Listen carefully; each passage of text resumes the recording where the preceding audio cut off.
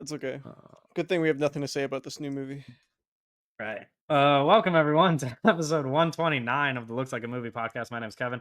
I'm here with Doug and Owen, and today we are talking about Zach Kreger's new film, Weapons. But first, as always, we could talk about what we watched this past week. Douglas looks ready to go, so you can take it away. Yeah, I in the last 10 days, I have seen one movie, and that Woo! movie is Nice. called Weapons by Nice. Zach Oh Kreger. God. I assume there was at least one other thing in there. Have you been watching anything on TV? Did you watch a YouTube video TikTok? Yeah, so I perhaps? watched Did I you watched this YouTube video called it was a Scott Stash video, which is Scott the Waz's second channel, and it was called Okay, I've always wanted a PSP, and okay. he was talking about the history of the PlayStation Portable. And so I watched that, Did and he not have one? not as a kid, but he got one when he Okay, grew up. Uh, I see. and so I watched that, and then I downloaded the Gold Rush to my phone, like the full movie in 720p quality. I downloaded it onto my phone from Internet Archive. The Gold Rush being the 1925 Charlie Chaplin film, because there's all of these like edits. It's like a trend right now on TikTok with all these edits to this one song. And Right, the Kendrick Lamar song. yeah, and I was like, "Oh, I'm gonna make, like, a Charlie Chaplin edit to this, but I'm gonna, like, use CapCut." You were really inspired by this Creed edit, no? Yeah, it's just fun. It's just really cool. It is It's, like, fun, so and entertaining.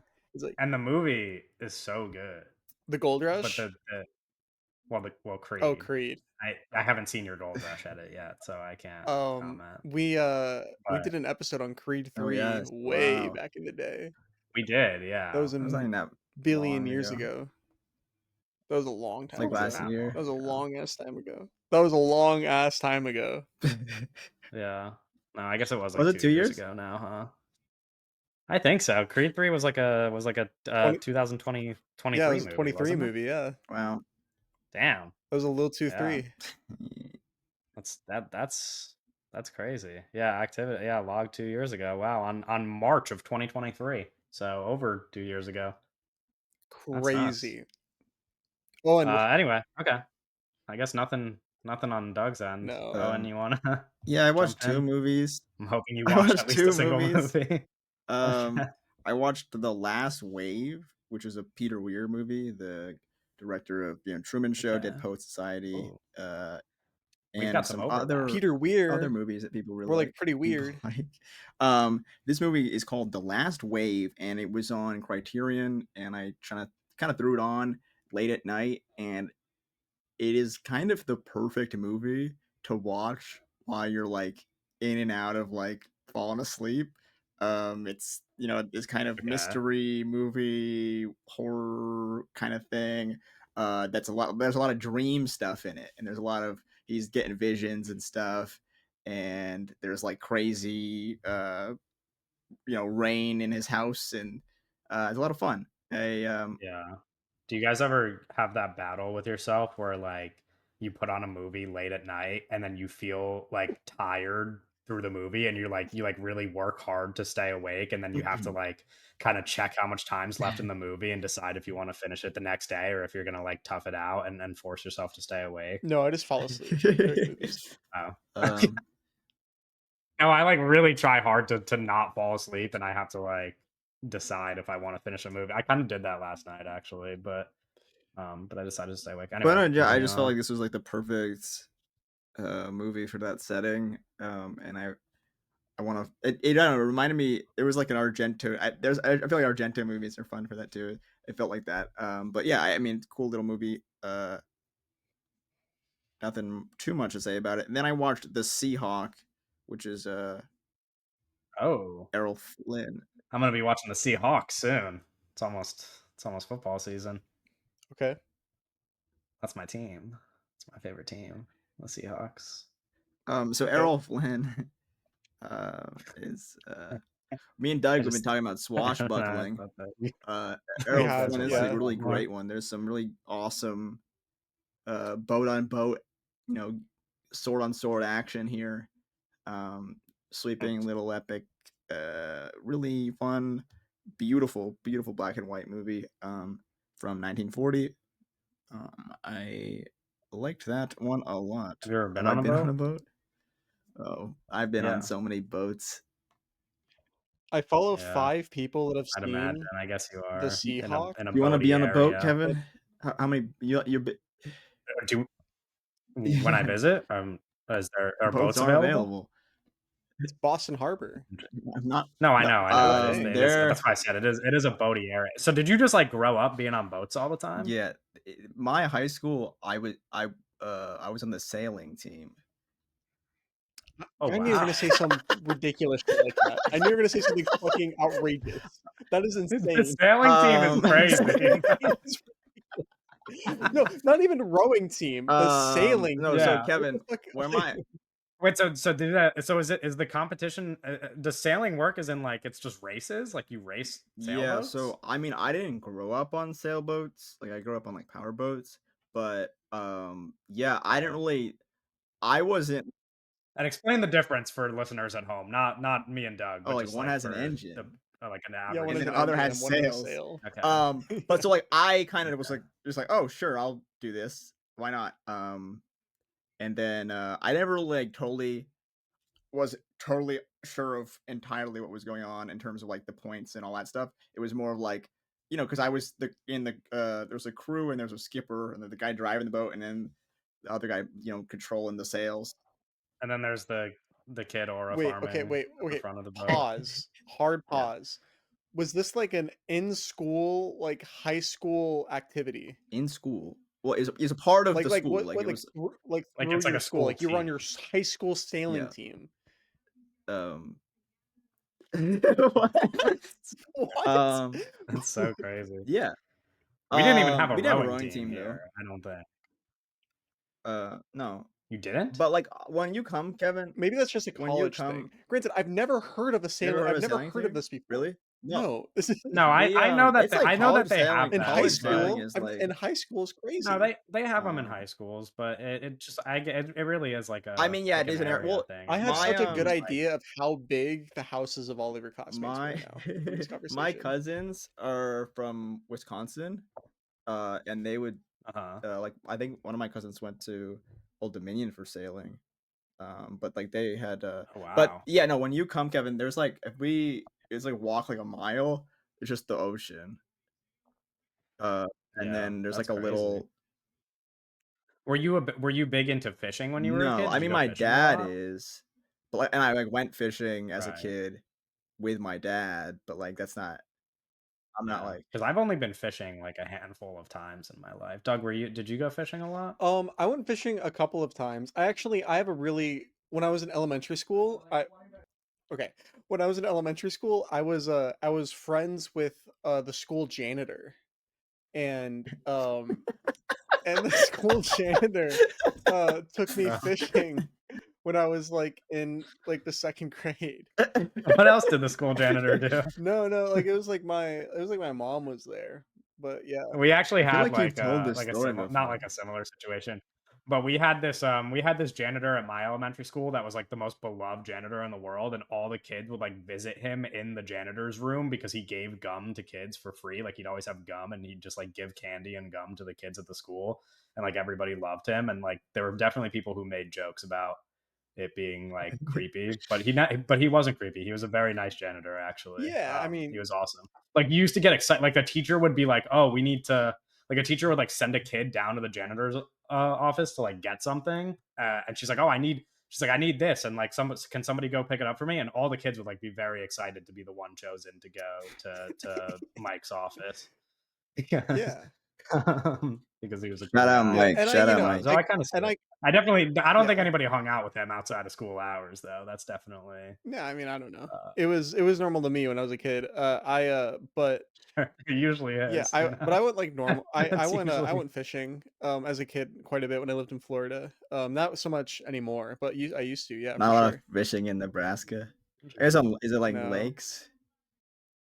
there's lakes. There's Yeah, gotta be. there's I mean, lakes and stuff. I there's just lakes like did it. everywhere. I Yeah. just like stopped, you know. No, there's Yeah. I'm not gonna say the prep school name, but there's a my high school is really small, and there's a like a really nice prep school that's like 2 miles from my house, and we would for whatever reason, because there's not a lot of other sailing high schools, like, not every high school had a sailing team. So we would it was like, JV or varsity sailing meets against this like prep school with like so many kids, and we would just get our Wait, you asses. had multiple sailing teams? You had a JV Yeah. and a varsity Yeah, team? but it's just like a numbers thing. I mean, I don't know how there's probably like 20 kids, 15 kids that did it. But like, it's like there's only like 4 boats Okay. that race in varsity, so it's like or whatever, it's like so that's But 8 how kids. many people are on a boat? 2.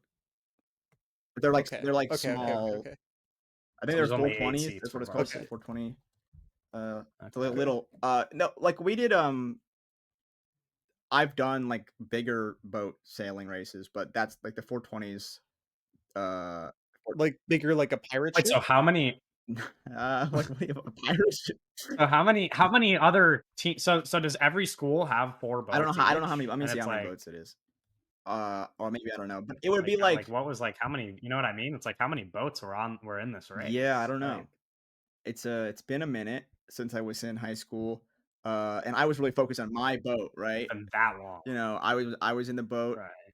but it was yeah. I mean, it was like But you never just like don't you have to be aware of the other no, because I, boats? I was the guy in the like I'm the guy, the crew guy. So the other guy's like basically directing us and like steering the ship, and I'm doing what he's telling me to do.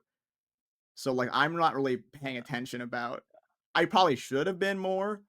I wasn't amazing or anything. I'm just saying like I wasn't driving the Right. ship. I was like Were you on varsity or JV?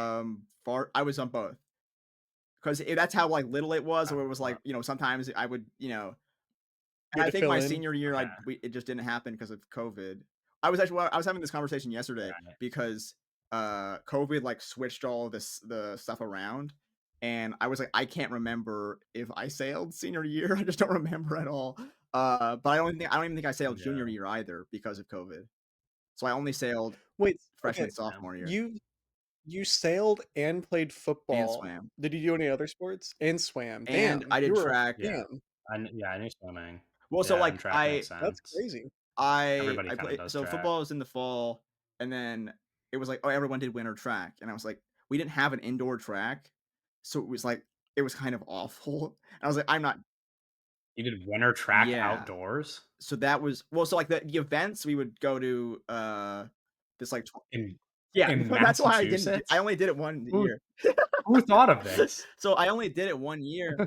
I How did only did they it even one year because I approve was like, this is this? awful. Like I hate this is so bad. Like I'm not the fastest person in the world, and it's like That's freezing. crazy. Um Yeah, you're like running and like 100 meters in, your fucking Well, lungs are I just like remember, frozen. I was at a meet, the only, first time I was in, like, a meet, and I didn't know how, like, long or, like, how many laps the thing was.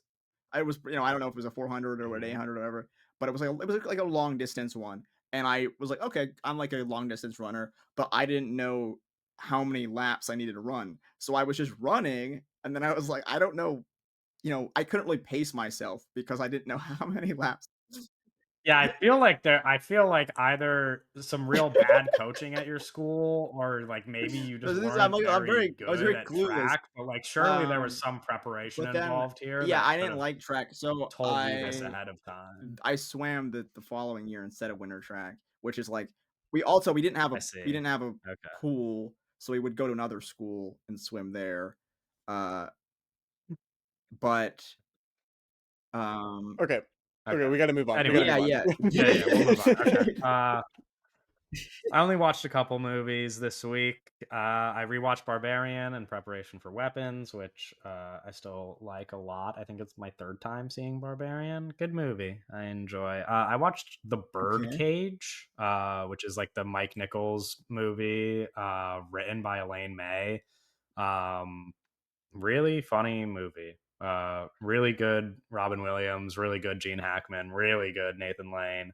Um, it's clever and it's funny, and I would recommend that people watch it if they're not familiar. It's like Robin Williams and Nathan Lane are like a gay couple, and Robin Williams is like the owner of a drag club, and like they live in like an apartment above this drag club.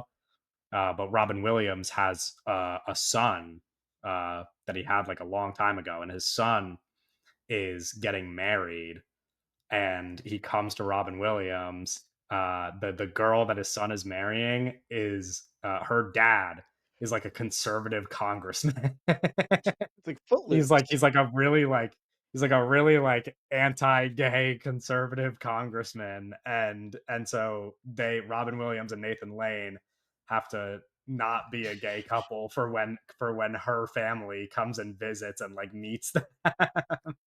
So they have to like anti-gay their They have to apartment anti-gay and their like apartment. That's funny. and like make Robin Williams look straight. And it's funny. It's a very good movie. It was a good time. And then I watched Weapons, and then last night I watched Breaking the Waves, the Lars von Trier movie. Did we like? Man, I like every Lars von Trier movie I've seen so far, but dude, that guy really knows how to make you feel bad about just like being Yeah, he alive. also knows how to make his actors feel really bad too. True, that's true as well. Um, it's like so good, dude. I was No, I like, mean, he's one of the and, goats.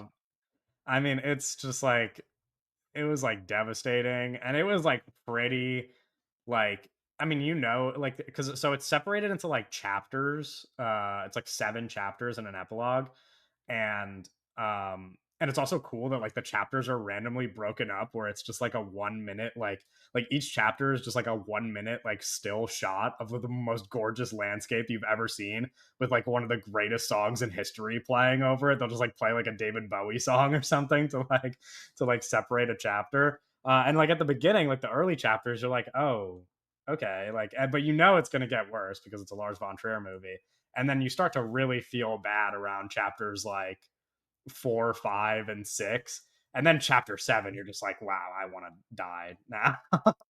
It's like I was already before I even got to chapter 7, I was like already. I texted my girlfriend and I was like, oh, I mean, this is just like a pretty evil movie.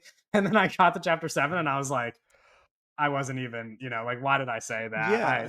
That was preemptive. All of his movies are, like, super evil, in a Yeah, way that, like, in a I great like way. them. Yeah, I like his movies. I really, really Yeah. like Lars von Trier. Have you seen the Nymphomaniac movie? No, I think that's like I will watch that one soon. That one, a lot I of think I will like those a I lot. think I that one is, like those ones are pretty especially evil in a way that Yeah, almost that people are like, "Oh, this is, like, a betrayal," because of how evil it right. is, and that's why people, like, reject the ending of that I mean, movie. Like what's it called is pretty evil as well. Dancer in the Dark, like that movie. yeah, I That mean, is probably the yeah. worst I felt at the end of at the yeah evil aside from like the production of the movie, Which is but just like ridiculous. in the text of the Yeah. movie, it is like like that ending is probably the worst I've ever felt in my life watching a Do movie. you know, It's like like so people bad. just like know vaguely that it was like, oh, Lars von Trier was weird to Bjork on the during the production of that. Do you know what he did? Um, No. they Not so like to what? the degree that you know, Well, yeah, I probably. mean, well, I'm kind of a Bjork's like not I don't know. I'm a really big Bjork fan, Yeah, and I during the like they were staying at a hotel during the production of that movie, right? And their hotel rooms were next to each other. Lars von Trier climbed out of the balcony of his room onto the balcony of Bjork's room to get to her at night. What do you mean get to her? Um, oh my god. we don't Well, need to get Oh, too into okay, it, okay. yeah, we but don't need to get it into was did you Okay. yeah, not yeah, Yeah, it's bad. no. yeah.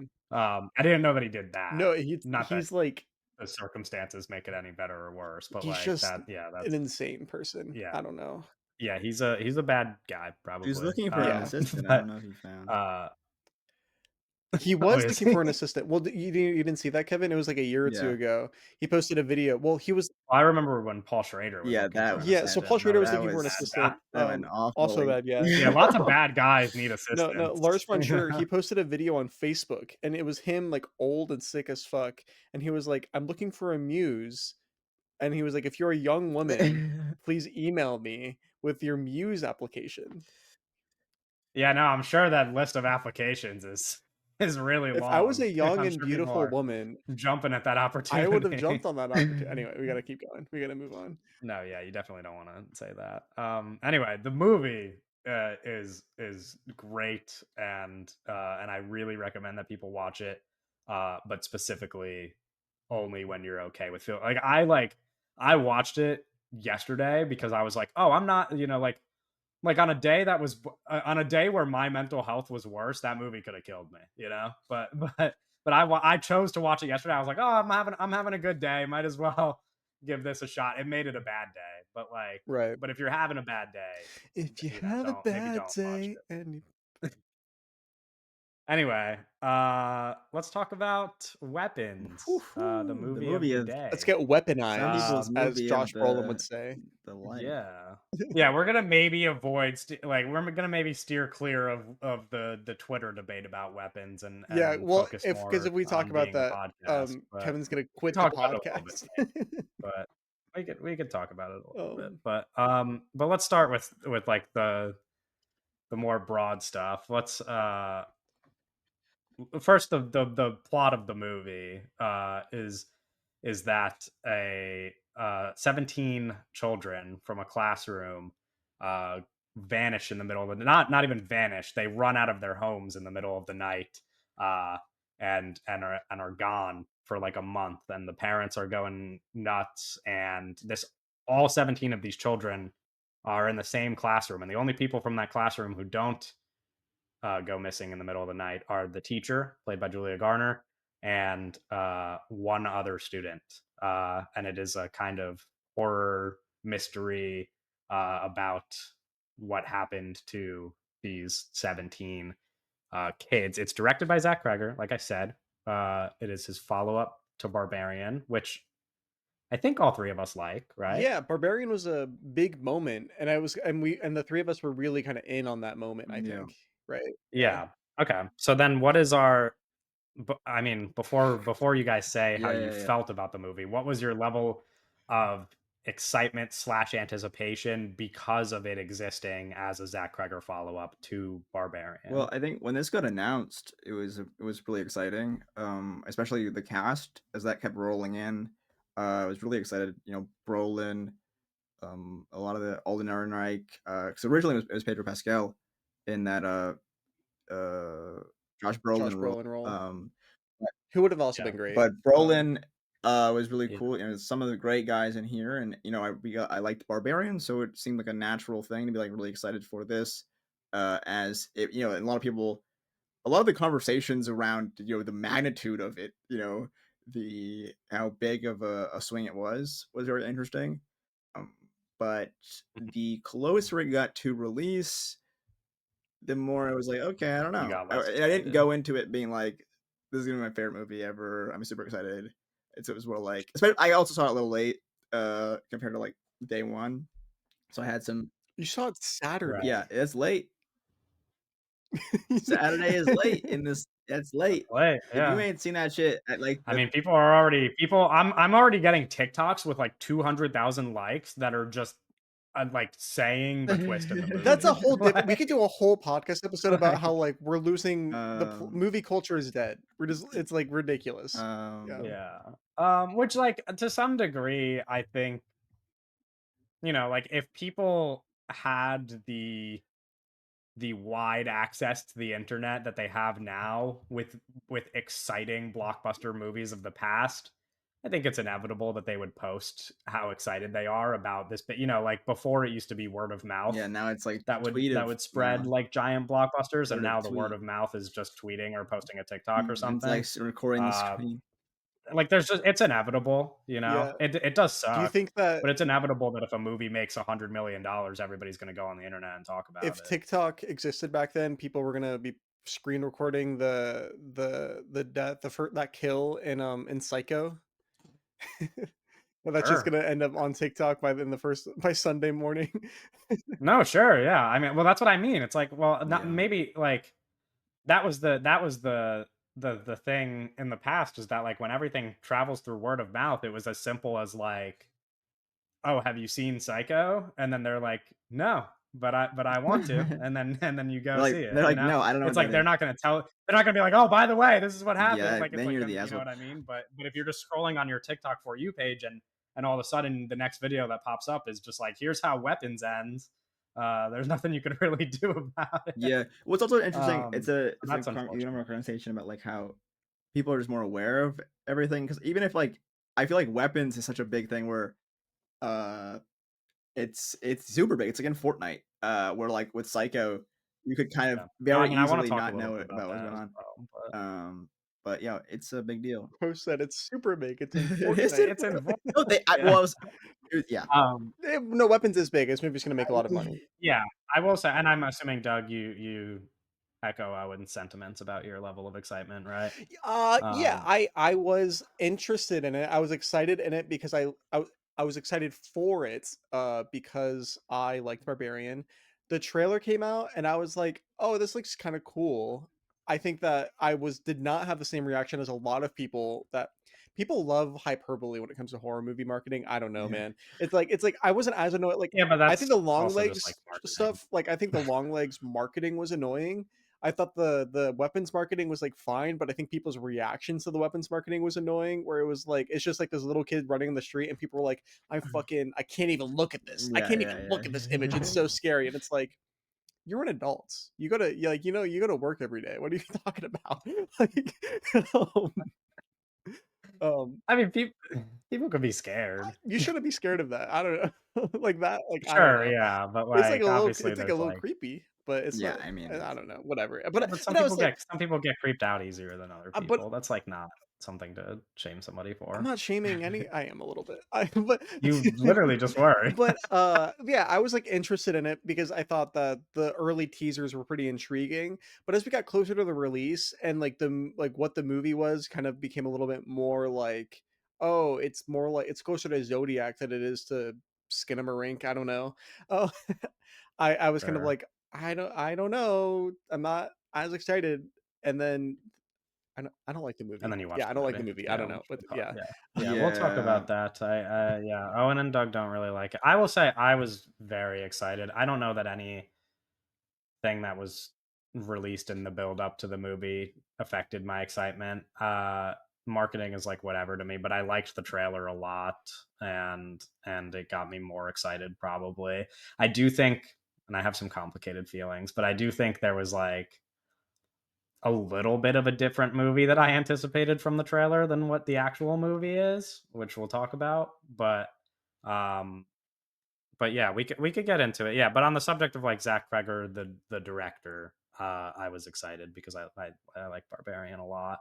Um, and we could also maybe even talk a little bit about what he has coming up in the future because there's a lot of he's talked about multiple projects now. The Resident Evil movie is in the works, but he also has hinted at a sci-fi movie that he wants to make, and then he has said that the quote best script he's written is a movie that he wants to pitch to, but has not yet to DC about Yeah, it's called uh, Henchmen. Yeah. And yeah, he was called like, It's "It's like an Henchmen. not a Yeah, adaptation of a superhero story movie." called I Killed Batman, I think.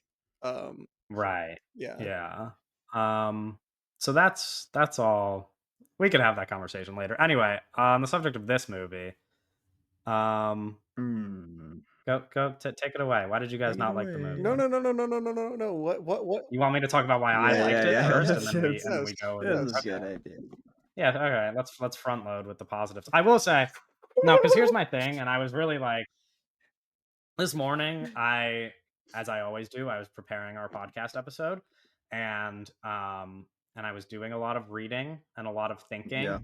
and I think kind of similar to some other movies, but I think I I think I convinced myself that I like this movie more than I do. Not to say, and that's not to say that I don't like it, but I do have an immediate like gut reaction to watching something where I'm like, if I have a lot of fun with it, I'll maybe overlook a little bit.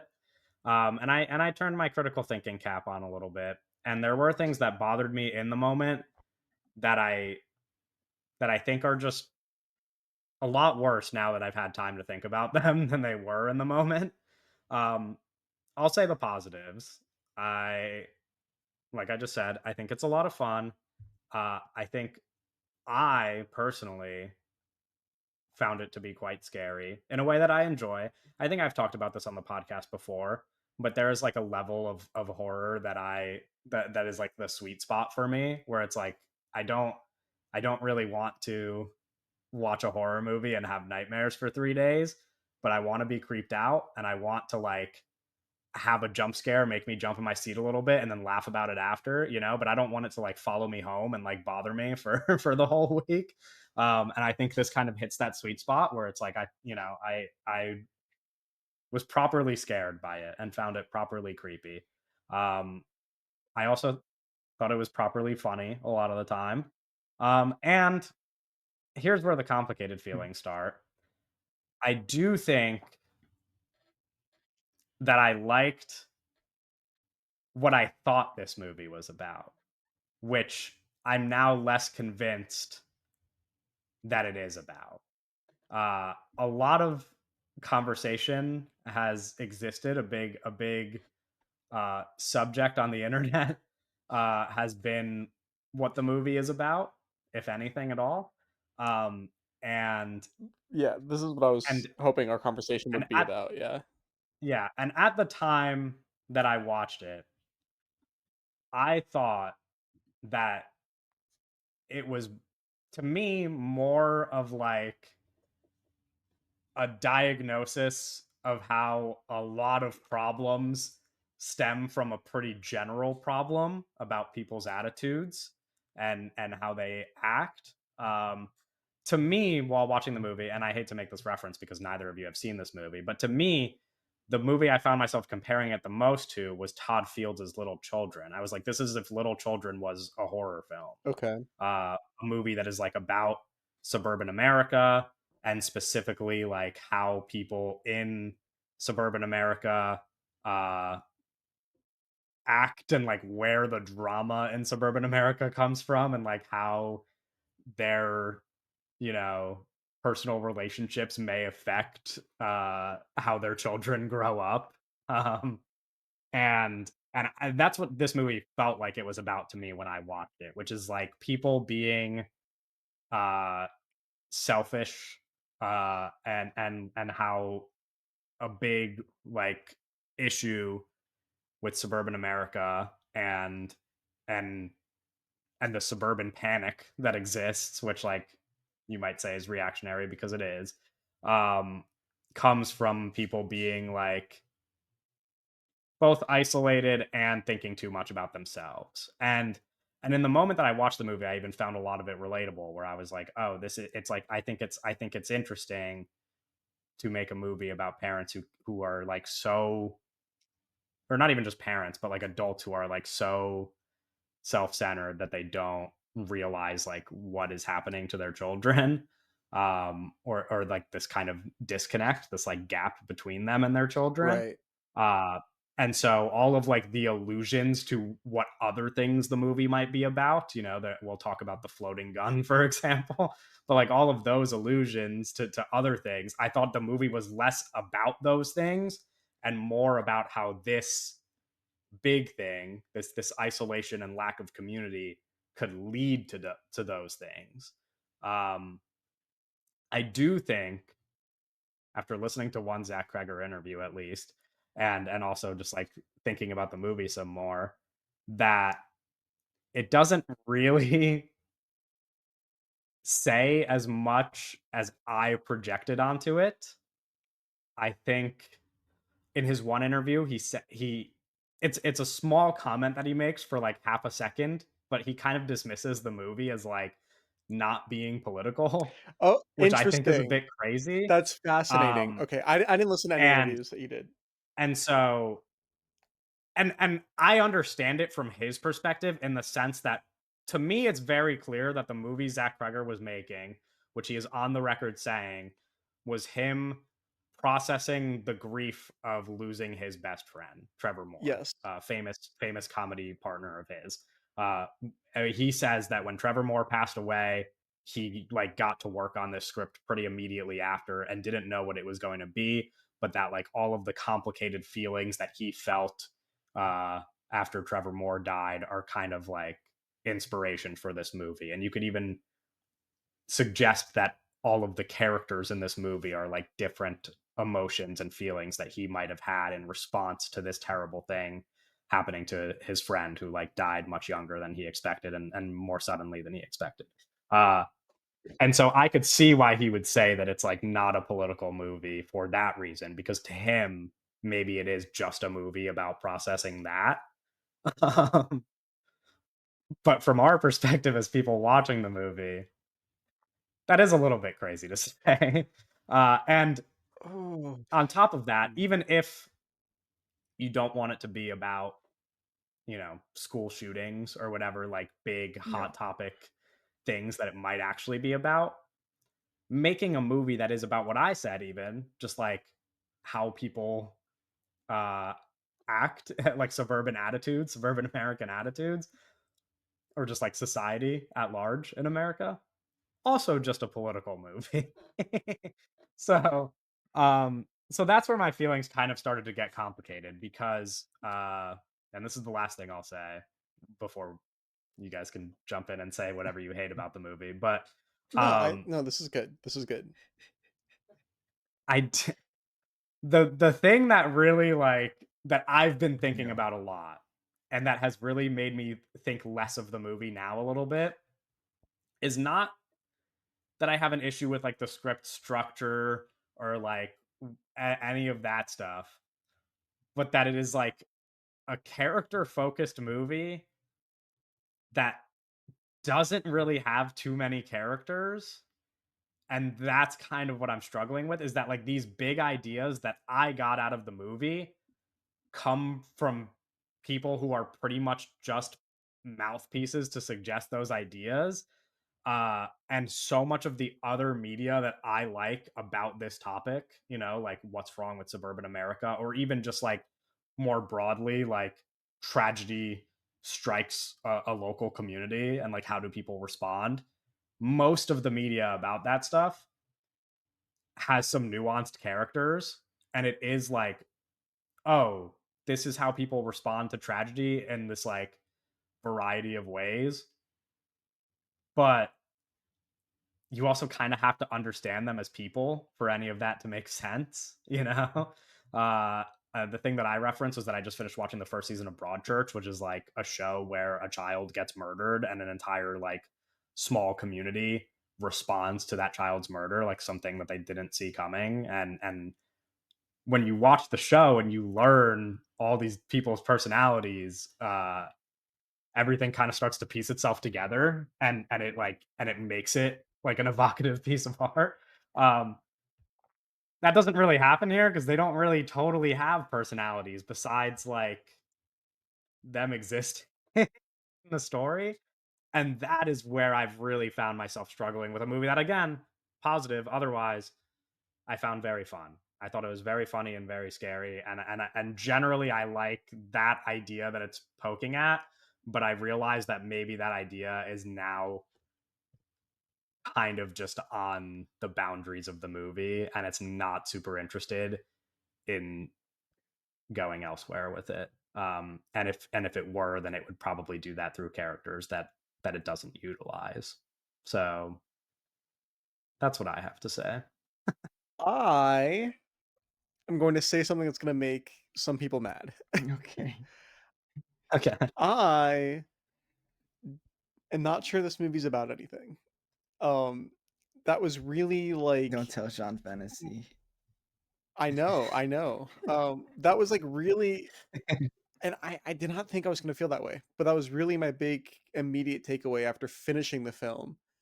Um, I was watching it, and at the beginning of the movie for the first like however many minutes, I was like, ah.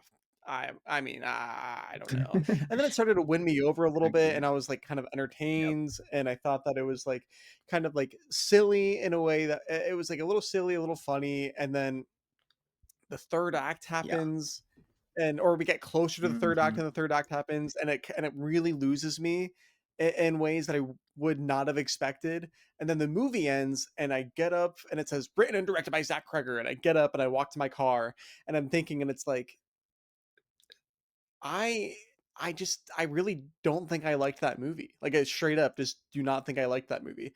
And the whole time the whole movie, I was thinking like because we're gonna spoil everything, right? We're because like we need to have a real like actual Yeah. discussion about the film, right? So, but I'm assuming everybody's Sure. seen it already. Yeah, Uh, it's Tuesday. the Yeah, exactly. The whole movie when it's revealed like, "Oh, this one lady, this is the problem. This hag, this witch, Right. this Yeah, is yeah, yeah. this is the issue. This is the single problem in the story." The whole time I was like, "What's her deal?" Right? The Yeah, entire like yeah. the second that that's revealed, which is kind of early on when that's revealed, I'm like, "Why is she doing this? What's her deal? What is her motivation?" Mhm. That is never very clear to me, even after the movie ends. Yeah. I'm not sure what she other than the fact that she's just an evil witch, which is fine, you know? Yeah. But I was like, "Why is she doing this?" Because the when these bad things happen in these communities, right? Uh, I would like to think that they happen for a reason, and there are solutions to these problems, and the solution isn't, mauling a woman to death. Uh, Right. and I'm not saying and, this is about me also. I'm not even saying, like, the movie is, like, you're bad if you like the movie, right? If you think it's entertaining or whatever, that's fine. But, this is just what I'm thinking when I'm watching the movie. And I'm not sure. I think the most interesting part of the film to me where I was like, "Wow, that's like this is kinda starting to say something." I would even say starting to say something maybe even a little important is when we get to the final perspective, which is Alex's perspective, the little kid, right? That's his name. Yeah. Is it Alex, right? Yeah, Yeah, I think so, the yeah. little kid, and we see because he's bullied, and we see his home life, and he's the kid that survived. Well, they Yeah. all survived, but he's the kid that like Right, didn't yeah. disappear, you know. And it's like when we see that, and we see like, oh yeah, like he has a really terrible life at home when his Yeah. aunt moves in and it's like and like he's in like this like incredibly abusive situation and like his response to that and I think that started to say something interesting to me where it was like how he is responding to this terrible situation that he's in, right? The movie isn't really interested in that though. It's a um it, Yeah. it touches on it a little bit and we see like that kid.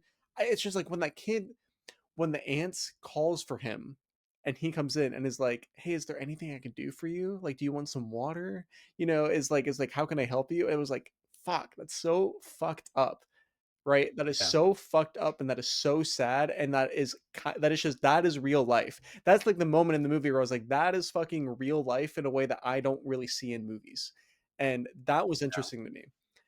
But because at that point I was like, "Oh yeah, it's like you could say something about how like you know these complicated home lives can create these situations where these kids do create violence in a community, right? Or how violence is created in a community and how it is like it is complicated and hard and difficult to look at, but it's solvable. It's not inherent, right? It's not just a force of evil that has to exist, Yeah, you know? of course. Which in this movie is kind of like, oh, this woman is just a force of evil that has to exist. Yeah. And that was where I was like, I that's so bizarre to me. That's so strange. Yeah. Especially, and I don't want to make Kevin mad. This woman is queer coded. She is. She Uh-huh. is. Okay. And I don't understand why that is just being outright rejected by so many people on the internet, that idea. I don't know. Maybe that's also just saying negative things about me, but and how I'm seeing it. But anyway, that's what I had to say about weapons. I mean, do you wanna talk about it? We could as two men, we could knock this thing out if you want for I the listeners of the pod. No, I mean, listen, I Because I don't even inherently know that I, like, disagree with that analysis as much as I think that that conversation started in a bad faith place. sure. I think that that there is, again, I'm not making any hard claims here, and I'm not even saying anything about the filmmaker or the actors or anybody involved, right? But I think that Yeah. presenting it also has to do with like the tone of your film, right? That's part of it, Sure. right? It has to do with the tone of your film as well. I'm not saying that these things are, but like presenting this woman who is failing at being feminine. It is a sense of failed femininity, right? And that is scary. Sure. Her failed femininity is part of why she's scary.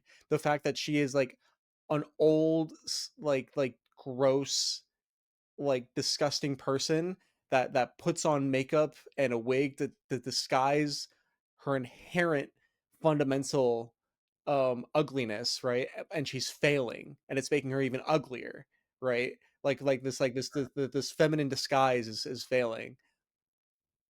That's a thing and that's a part of the movie, right? And I think that Yeah. maybe that is something that we could move away from as a culture. Especially when your movie is like, I don't know, has like, I don't know. I haven't thought about it too much. I think that that's, I don't know. Maybe I'm insane, but And like, I don't even totally disagree with that. Like from my perspective, which again, and this is like the sad truth of probably a lot of horror movies, and specifically ones with characters like this. Like from my perspective, I was just like, this is misogynistic. I think that the reading of it as like being queer coded because she is being like othered. It's like this big bad coming from uh seemingly nowhere and like upending this community and like people needing to blame somebody.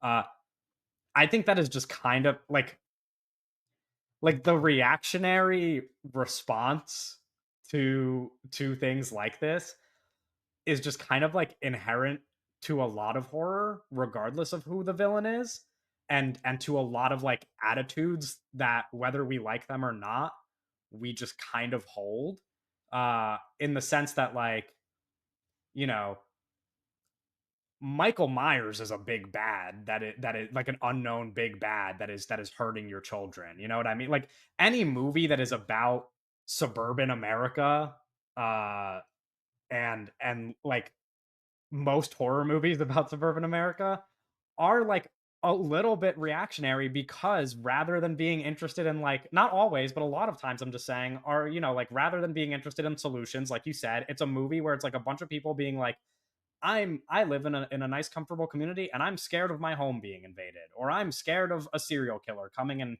and attacking my children or whatever. And like this isn't you're reality, right. but that is just something that like inherently scares us. Yes, Like if you live in a nice comfortable suburban community like you know, people pay to live somewhere because of safety. Like at the end of the day, like that is why you pay to live in a nicer community because of safety. And so like whether it is scapegoating immigrants or trans people or whatever like this like othering of people is just like kind of inherent to like how a lot of horror movies work. I think where like a horror serial killer or a horror villain is just often an other that is like invading a comfortable place like a safe space uh and again, I'm not saying that like every horror movie is reactionary or something, or that like all of them are like conservative or whatever. But I just mean that like that is like like that is just like what I think is true of a lot of them. And so in Zach Kreger like making this movie, I think that is just like a natural fear that he's like, okay, let me depict it in a movie. And again, you even said this that it's like not all like he probably was not thinking of making a character that is like misogynistic hmm or like anti-queer or hmm whatever.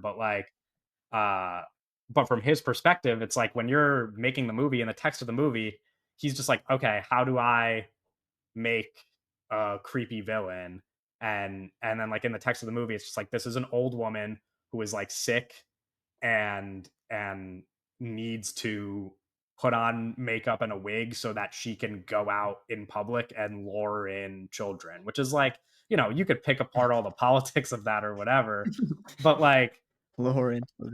in your you know what I mean. But my point is that like in your head when you're making it I do think it is, and again, but that you know what I'm saying? It's like this is just a problem with like a lot of horror is like old people scary Well, that and is, yeah, or that's a like very, there's old so women many scary. old Like women it is just like a scary movies yeah, that's just like a recently. thing.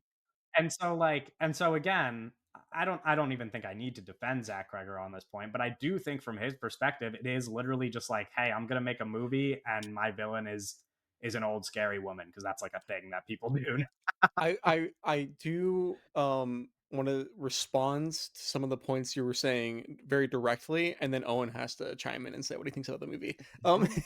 and I want to say like you're correct. So like Halloween specifically is like you're right. Like that is like movies like that are like reactionary, right? And you're absolutely Right. correct. But we accept we like the three of us like we accept movies like that, and we like movies like this. Not even specifically talking about the first Halloween, but like slasher films in Yeah. general, right? Sure, Um, slashers, home yeah, invasion, yeah. whatever. Like, And my response to this is that Barbarian. Yes. I still like yeah. Barbarian, and I think that Barbarian, I have is similar to Weapons. Some of these issues you could apply to Barbarian, but I think that Barbarian is I would say like I'm forgiving of Barbarian because of the subject matter and the tone of the film, whereas in Barbarian, it is like it is scary and it Weapons. is fucked up and it is so heightened, and it's like a it's like Sam Raimi, right? It's Sure. so extreme, and it's like there's this air of like ridiculousness to it and unreality, but then also the difference between the villain in Barbarian and the villain in Weapons is like the villain in Barbarian is a victim. The Yes, villain in yeah, Barbarian that's is a true. victim. Even if you, like, look at, like, what I was saying about, like, Michael Myers, it's like when you watch the Rob Zombie movies or whatever, Yeah, then he gets turned into a victim as well, yeah, like, and the villain in Weapons, is like a nothing that we don't know anything about. I mean, she turns into a victim, I guess, but like, Sure, but that's like but also no. No, because yeah, it's like a but cheer yeah, moment. It's like He's just, like, exactly. It's like evil. a cheer Yeah, it's like moment. a cheer moment, yeah. Um, that so No, I yeah. agree. That's what I was thinking about this morning where I was like, this is what's troubling me is that, like, there's not an angle. Like, I do think that because what you were saying about how the movie's not about anything, I do think it's thanks. about partly what I suggested of, like, that suburban panic Mhm. and, like, this, Yeah. like, reactionary thing that people do where it's like, "Oh, like, our children are in danger, let's find somebody to blame or Yes, whatever," yeah, which is interesting, but, like but it doesn't but then subvert that. because of that Yeah. character, it abandons it. Exactly, Yeah, exactly, I which agree. is like I think that the movie is, like, about or, like, most of the movie, seemingly yeah, is going to be about, like, Yeah, conservative woke in or the not even it's not even classrooms. just not like not but it's about, like a conservative, What do they teach? fear, a conservative fear of problems that will arise in our community. Yeah, Well, literally, like, woke in the they classrooms, immediately are like, Julia school Gardner is shootings. the problem. The teacher must have been a part, like, she must yeah, have done something. I forget what they said. It was like she's either complicit or, like, negligent. Yeah, exactly. Which is And it's like Josh Brolin, it's like he kind of like he's our vessel for this, yeah, where he's like we see like all of his things where it's like what like what happened, and it's like all of his fear, all of his like all of his fears that are reflecting his values, and he's like looking for the scapegoat, right?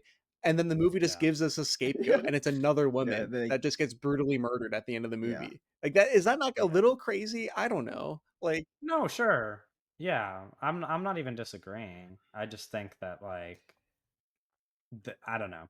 It's, like, complicated because I don't know that, like and again, not that it matters, like, obviously, it's a subconscious thing if it's not Zach Kreger's, like, intention, it still could be, like it's still a problem that it could be in the movie that way or, like or that that's what the movie suggests, and but I would say, like, also the difference between, like, slasher films or these other horror movies that are reactionary, right? That we enjoy and that I love also, right? And Weapons is that I think that Weapons frames this all differently, where it's like sure. Weapons is not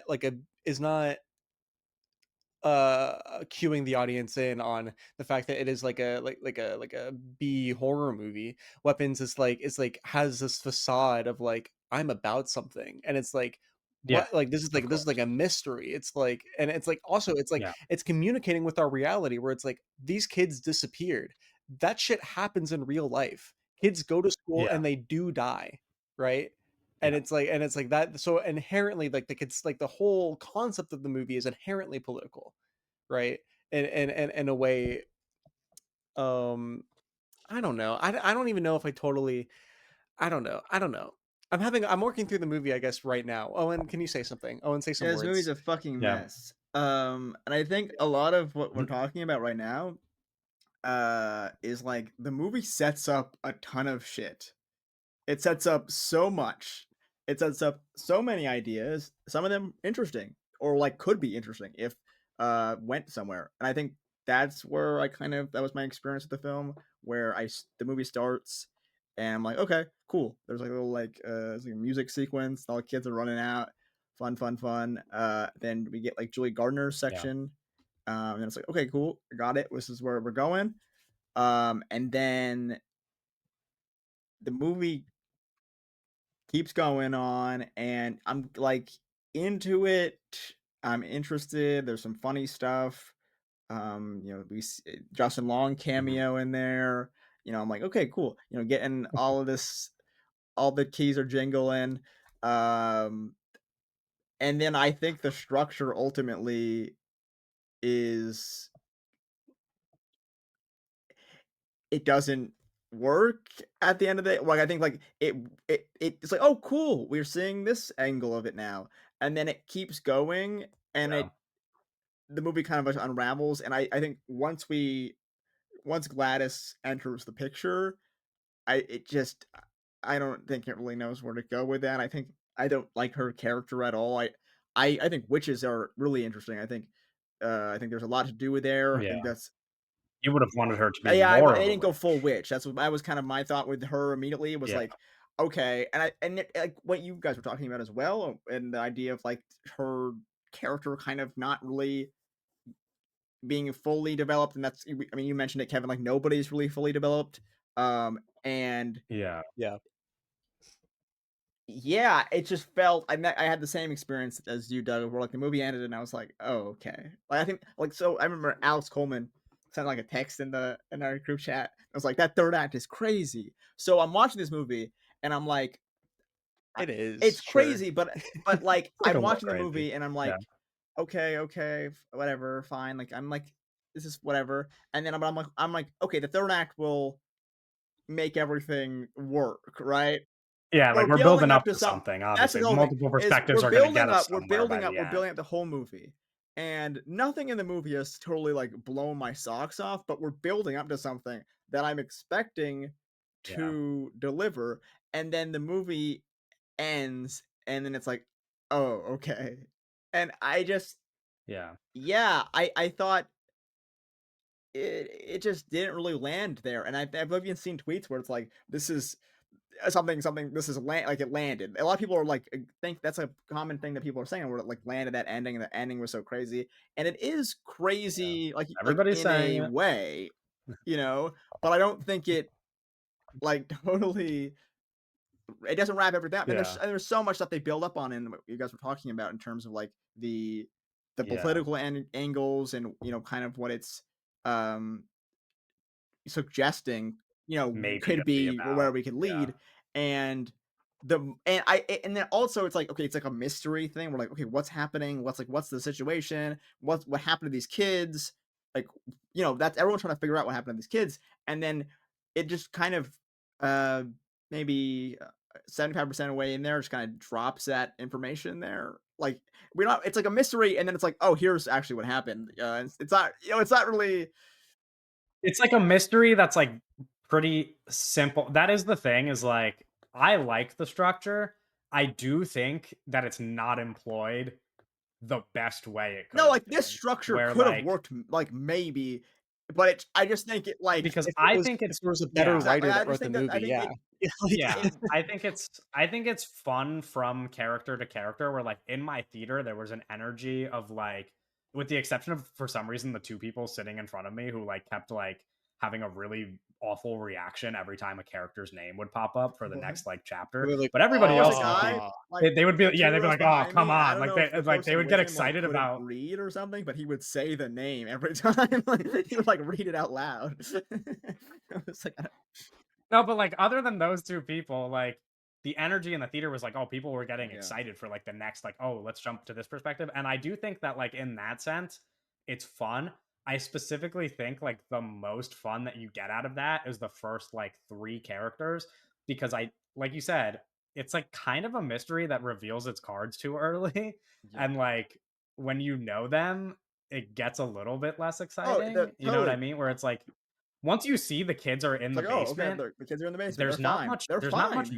They're really mystery fine. left. They're getting Yeah, their because like Campbell soup the and big third act buildup like people are saying, like the big third act thing is that like she just gets ripped to pieces, which for me, like that's not it. That would only be interesting if it was paired with like a shocking But reveal. Yeah, there's yeah. no But the shocking reveal happens 45 minutes before that. I like And so like seeing people get her ripped to pieces also. no, So, like, that sure, was but like cool, I but wanted to like and I thought it was satisfying. I agree. Like that's one of my favorite parts of the movie is that it is so satisfying to watch it happen to her. But like yeah. but I wish that that like was paired with like a third act reveal rather than like just kind of knowing where we were eventually, like a I lot think earlier. the Benedict Wong section really is like that's like where it really hurts the movie because it basically just tells us exactly what's happening. It Yeah, it's like like she's a she's a witch witch. and This is like what she you see did. This it. is how Like the she just like it's yeah, not only is she a witch, this is exactly how her witchcraft exactly. It like works. breaks it Like, down. like, It's yeah, super. It explains so it takes away much. all of the Where intrigue. 100% it there's throws it all I away. yeah. Like that's a the third act reveal is the like what she's been sequence doing. where Julia Gardner is going to Alex's house and she's like in the car sleeping and then she gets her hair snipped. That whole area of the movie, That's Yeah, like that's it's just that's scary. hot. that's a Like this great is scene. That scary is a stuff. great scene. And but It's the only great scene in the entire movie. but I'm serious. Yeah, like once like the more it like just boatload information just tells us exactly how everything works and this is how it's gonna go. Like, it's not scary anymore, and it's not interesting, and it really drops the ball there. Yeah, I think again, like, it feels like there's a lot of promise here, and there's a lot of great people in the movie, a lot of great actors, a lot of interesting stuff that could have been here. I really think it did drop the ball, uh, like midway through the movie, and then the rest of it is just like, oh, okay, Yeah. I don't think this works really at all. I have a higher level take here. Okay. That that has to do less specifically with this movie and more like with like where we're at with movies in Yeah. general. Um Oh, I Directors was gonna bring that up like also, but filmmakers are worse now.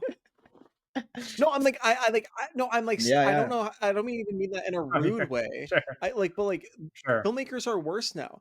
All of like the great films that people are saying This is this movie is yeah, like, or just it's or just wor like or it is better. like wait, yeah, it's like just so much such a worse like messier, Yeah. less No, competent. it's not Magnolia and it's not Zodiac, that's for sure. It's not even not Magnolia or not Zodiac. 2 movies that are like those are not my favorite movies, Yeah. right? Like Yeah, those aren't even like the top half of my favorite movies by those respected filmmakers. sure. But this doesn't even hold a candle in like the talent Yeah. that is displayed on either of those films, you know?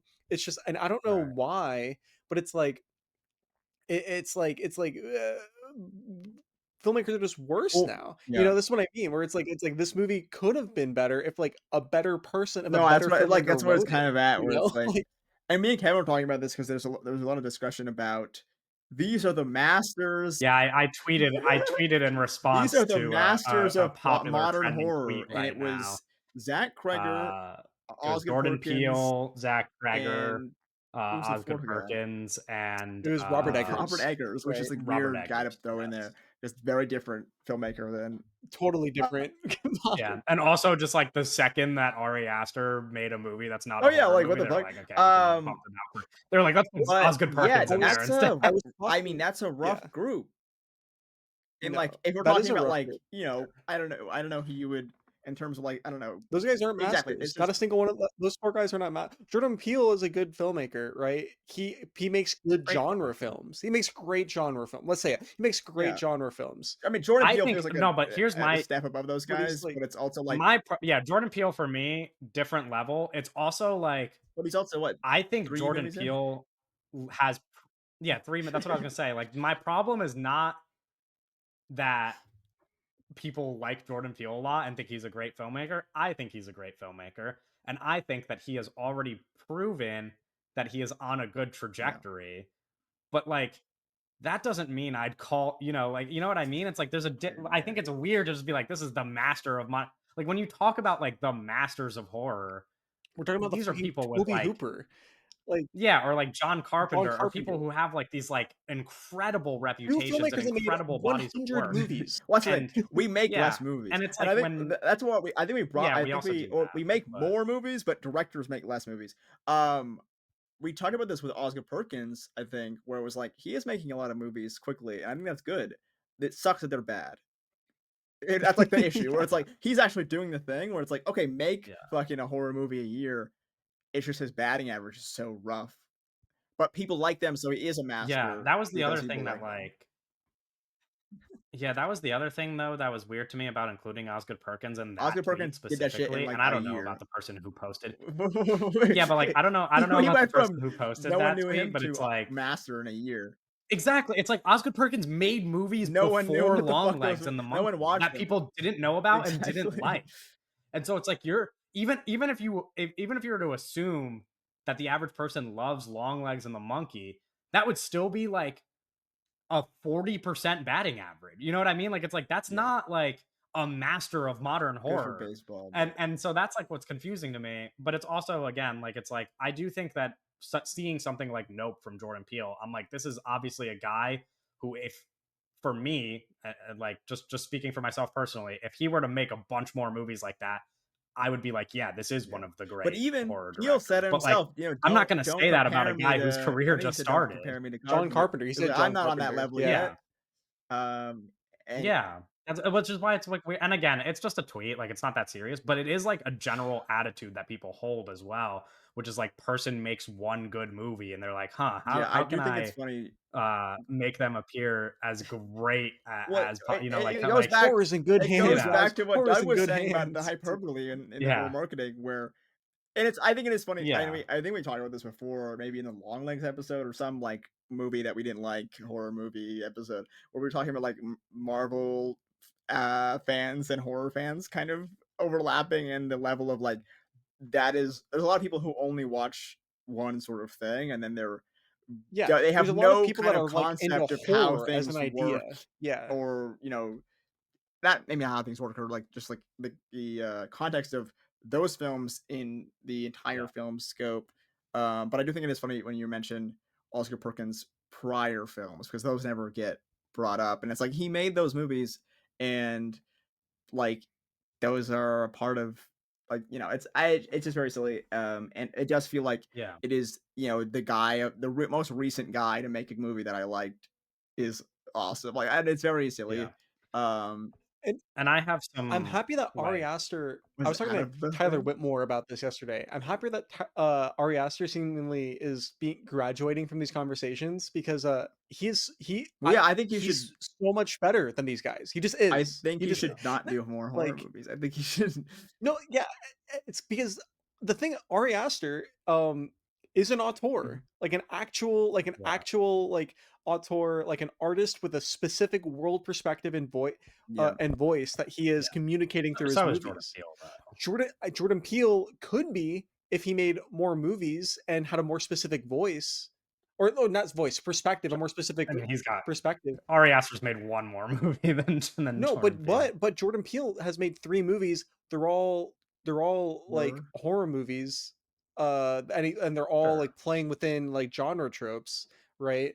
Again, sure. Jordan Peele's a great filmmaker. I'm not even saying that Ari Aster is a better filmmaker. I'm saying that, but it's like Difference. Ari Aster Sure, you're is saying that he had it's like, different. yeah, Ari, okay. it's not even like elevated, but it's like sure, maybe I am saying Yeah. elevate. I don't know, but it's like Ari Aster just like he has like these 4 movies, and all you watch these 4 movies, and you're like, I understand Ari Aster as a human being after watching these 4 movies. You know what I mean? Sure. And it's like, I don't know, whatever.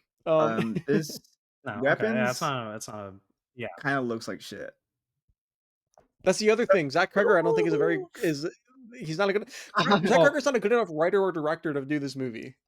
Is that a um, crazy to yeah, say? it's like it's well, I I think we don't know how to. No one knows how to do night. Well, actually, speaking of Jordan Peele, the night sequences in Nope are beautiful. and a lot of people don't know how to do night Nope, it's just an because incredible fucking there are movie. so many scenes. Yeah.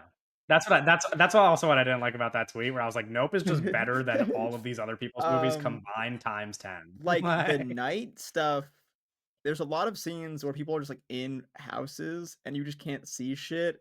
And like it's not even like yeah, the shot, like the cinematography itself, like the blocking of everything is bad, but it's just like so dark in like a way that is not really effective. And also, obviously, it's supposed to be dark. It's night, but there's not like yeah. it just doesn't. It's bad. I think I it's don't know. bad. It, There was a couple scenes where I don't think it was a problem. Like a lot of the scenes where it's like it shows like a door, like it's like outside and it's like a door. I'm Like not. I feel like Not those every shot scenes is are bad. I just do think it Um, is.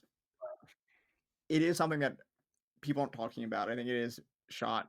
Stuff like this doesn't even bother me anymore because it's so Yeah. common. I mean, it's not that it bothered, but I'm not even like picking up on it because it's so Sure. common. It's like so No, I know it. common. It. Yeah. Um, and I don't know. So like Jay from Red Letter Media, one of the two hosts on Red Letter Yeah. Media. He's I don't know if I've ever invoked these guys before on the but they're very popular film reviewers Yeah. on Yeah. YouTube, right? They were talking about this and he was like complaining like About he really likes the weapons. movie, but yeah, yeah. And he really likes weapons, but he was like, we have to do something about how fucking you can't see anything in these movies. And what he was yeah, saying was that he thinks that it's not even like the way it's being shot as much as it's the way it's being In graded. post. Because he was saying Yeah. yeah, in post. Because he was saying like you could watch the dark scenes and you see where the light source is coming from, but in post they just turn everything so down. Yeah. yeah, Um yeah. so but I don't know So what what the are we problem doing? is, What are but we that doing? was What the fuck? yeah. I think Um. it's Yeah. it's weird. It's I don't know. I also I it's like a another just like modern movie thing, but like the it's the sequence where Julie Gardner and Alden Ehrenreich are at the bar, and I'm like, what the fuck are we doing? Like editing and shooting this fucking dialogue sequence. I'm like, who fucking drunk Yeah. edited this? This is insane. Like, no one has had a edit or directed people like talking, and just like that was rough. I there's some like Alden weird like match cutting, like annoying stuff, and the editing in this movie is kind of a mess. Right. Alden Ehrenreich also doing some real sketch comedy acting in a way that nobody else is doing in the movie, He's which I really think is funny. bizarre. Um, He's it's funny, but Yeah, we didn't even talk about the he's the performances, only but we one can get that's there. like he's acting like he's in a Whitest Kids You Know sketch, and everybody else is acting like they're in a movie. It's bizarre. It's so weird. Yeah. Um, I don't know if you No, guys I feel that mean, way, but yeah. yeah, we could talk about the performance. The thing I was gonna say is like what I lose faith in more is kind of what I was hinting at, which is like when I listened to that Zach Kreger interview, I was like, I don't know that this is a guy who I could be like super confident in as a filmmaker. Like it's less about what I saw in Weapons and more just about like his attitude, which I remember. And this is a worse comparison because I just think this guy is like a miles worse filmmaker, and we've already shit on him this podcast. But like when I listened to the Osgood Perkins interview, I was like, oh, I straight up do not like this guy. And this was an interview after Long Legs came out too, where like I enjoyed Long Legs, and then I listened to him talk about making Long Legs, and I was like, oh, half of the things that I liked about this movie were not even like can't even be attributed to Osgood Perkins because like his actual brain is not like putting half of this stuff into the movie. And so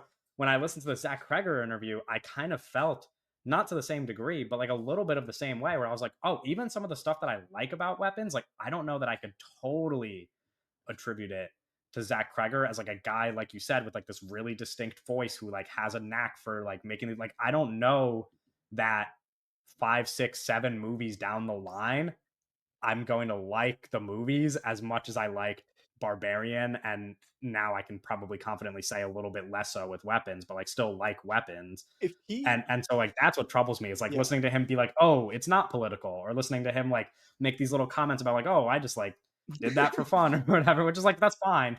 But like he does like come off a little bit like a guy who doesn't totally know what he's doing. That's fine also. He's made 2 movies yeah, as a solo director. Like you do learn as you go. Like that is the goal as an artist, is to always get better. Like you do just Yeah, improve But if he keeps as time getting more and more passes. control over these bigger and bigger budgets, I have 0 confidence in Yeah, in sure. him. I don't know. Like, this it's a weird yeah. issue, It's a where it's troubling like, sign, sure. okay, there's potential here. There's clear potential here. But when there is praise in areas where, it's like when there's this, because he's gonna have, he probably has a blank check coming up soon. Like event, like it feels like we're entering that territory where This movie's gonna make a he's lot gonna of kind of be money. able to do whatever he wants, and Yeah. because of the beaming positive reception, um, it's not like if you're in a position where you're only getting glowing reviews, it's not an area where like, oh, I have to like work on some stuff here. Like there's issues. Yeah, He could totally come out with something that is, worlds better. But it's a weird spot to yeah. be in. No, and I haven't completely lost faith. I just do think that listening to him talk about his process a little bit made me be like, "Oh, I don't, like this Yeah. could get ugly fast. It could also get great fast if he like really cares about improving, but like we won't know until we see more movies." Like I would still, I guess you guys are less so, but I would still say that I'm like pretty excited to see what happens with this Resident Evil I movie. I love I, Resident Uh, Evil. Let me in. Like, yeah, let me in there. I don't like know. I'm interested. If it's gonna sure, be yeah. fucking I don't but also, like, his little sketch comedy ass, I'm gonna be annoyed. I'm gonna be Yeah. annoyed. I just Yeah, that okay. that has There that's the are worrying a couple. area where I'm like, I feel like that's where it could like this could really go downhill quick. Where it's like, I like his first movie, his second movie I think is not great, and now he's gonna do this like franchise bullshit that everything that he's kind of said has been like, I think this is probably gonna be bad, and then like Right, it's like and then then you I'm like, lose interest. I'm playing with a new toy. Yeah. Uh, there okay, there's a we're deep into this conversation, but there's a couple things I wrote down that we should talk about. First, like Doug hinted at, some of the performances. Julia Garner, Josh Brolin, Alden Ehrenreich, Benedict Wong, Amy Madigan, Carrie Christopher, Austin Abrams. Do you guys have a favorite? Did you think somebody was bad? Either I way. think Alden Ehrenreich was kind of bad, but I'm not even saying, like, it's not an Alden Ehrenreich thing. I think it's the way he was It's like a directed. character thing. Yeah, the way he was Yeah. written and the way he was directed. I think that he is just very weird to me. He is a It's little, a yeah. section that He's is like funny. very comedic. It's like Yeah, it's like a weird, I because did like that section, to be Austin fair, but I Abrams I liked think Austin is Abrams a good, lot but more he's than him. also those two together is a different tone than the rest of the movie in terms of like Yeah, that is going for laughs 100%. Yeah. So I liked that yeah. section. I thought I liked them both, but it is very different It's also, and like, less not a section that's super in more important. conversation with what the movie, again, is, like, about, where it's, Yeah. like, kind of Austin Abrams exists to find the kids in It's the it's basement, a and that's weird really the extent section. to which his character is But there. Austin Abrams, I Like, it's, like, a lot of setup for a character that is a we've plot brought him up device before. I don't ultimately. really think I've seen him in anything before. I thought he was good in here. I Yeah. think his Yeah. he looks like Yeah, I mean, he's he's in a gonna be movie. in the Every Resident time Evil movie, I see right? his face in like Yeah. something else or like I was like, this is not a guy in movies, but he looks like a guy in a movie here, Yeah. so that's cool. I think that Benedict Wong, is that right? Yeah. He was really good. I think that he was really interesting, Mhm. casting, and I really liked him on screen. I don't know. I don't have Yeah, I think Yeah. his yeah. voice. No, I think I it's a really agree. interesting voice when he's talking to Gardner, and he's like kind of being like he's being like the principal guy. Right, I think yeah. it's good. I I'm a big fan of Julia Garner Mhm. generally. I think she's just good in this movie, not great. I don't think she's bad. I've seen a lot of people call her bad. I'm like, I think she's a very talented actor. Maybe again, it's kind of like what Doug is saying with Alden Ehrenreich, where like it maybe just, again, it's not a character who is written as best as a character could be. And so like some of it's probably not her fault. I do think she's good. She was like the performance I was looking forward the most to.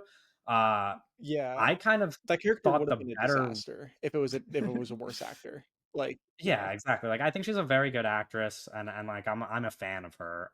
Also a fan of Josh Brolin. I think he's really good.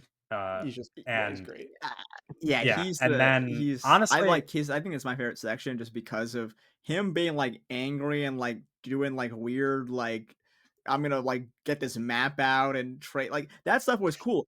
That was I think intriguing. Yeah, I that think if was the like there was real movie intrigue just like there. I think Julia Gardner and Josh Brolin like teaming up and being like, we're gonna solve a mystery is a way better movie. I Yeah. think it's a way better And then movie. it just happening to be a witch at the end, maybe that could have worked a Like little bit if they better. I like, don't know. if they're doing mystery stuff and Sure. then like they figured it out, like Scooby You're doing Doo, like mystery stuff. And these I are thought like that would be real, like, awesome. But it like you sets know, that up. It sets that these are up, and like then they get stars. Like you could sidelined have. for Yeah, of this like course. cop like fight Yeah, stuff. Silver And Surfer and Thanos yeah, teaming but Yeah. up. like I think yeah, Brolin I think is incredible. Um, And yeah, I think it was I fine. also like would love to mention Carrie Christopher, who I think is like such a great child performance. I think, and maybe it's only because He was in I, Mank.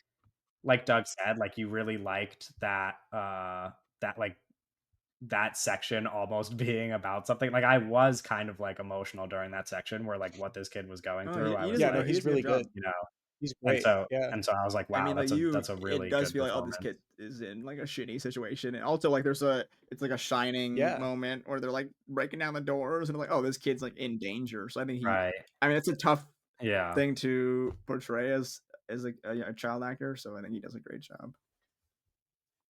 Yeah. Another thing I wrote down here, something that I thought was interesting to mention, which is like kind of in conversation with parts of what we already said, but in terms of like how big this movie is, this is a $42.5 million opening weekend for an original horror movie. Sinners was $48 million, and that went on to make 365 million. Of Sinners course, just Sinners had had insane legs. incredible Yeah. word of mouth and great legs, but even still, being that shy of Sinners' opening weekend, and again, a movie that people are like really liking, A minus cinema score. You already You mentioned said it's an like a A 3.9 minus on That's cinema ridiculous score? for a horror Yeah. movie.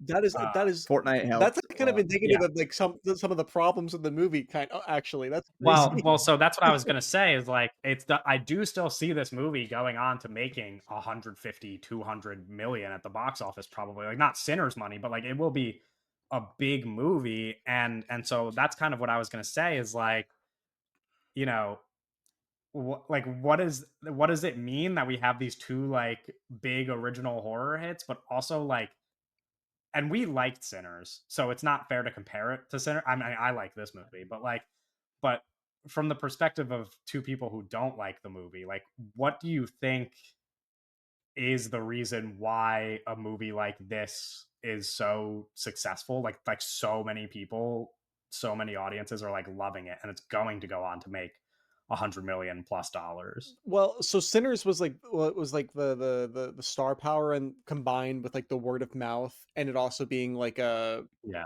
like a real black movie and it like really yeah, connected with black audiences, right? So there's a lot of and that movie's just incredible, right? And so there's a lot of yeah. stuff going on with Sinners. Weapons, some like Long Legs also did well. It's not doing as well as Weapons, but Long Legs also did well. Weapons just had a really great like marketing strategy, you know, and they were able to get people that Is were this Neon interested in as horror well movies excited or about no? it. No, this is a Is bigger it Warner Uh, studio than Brothers? Neon, right? It's like yeah, isn't it yeah, I Warner think Brothers? so. Yeah. Um, so I think it's really just like they did a really So you think it's just a marketing thing and there's nothing, like, to pull from what audiences like? And then Well, because like, I think, like, broadly, you could obviously say that, like, audiences are going or maybe want to show up for original horror movies, yeah, yeah, but they do I for think sure. it is a unique movie in comparison to what most people are watching. So someone goes yeah, into this and they're like, "Oh, that's what what the I hell was is this getting at. structure? What's going on?" And then it's like crazy, like, "Oh, whoa!" And I think that's enough for people. The A minus I cinema know, score is I do. so crazy to me. What is the movies?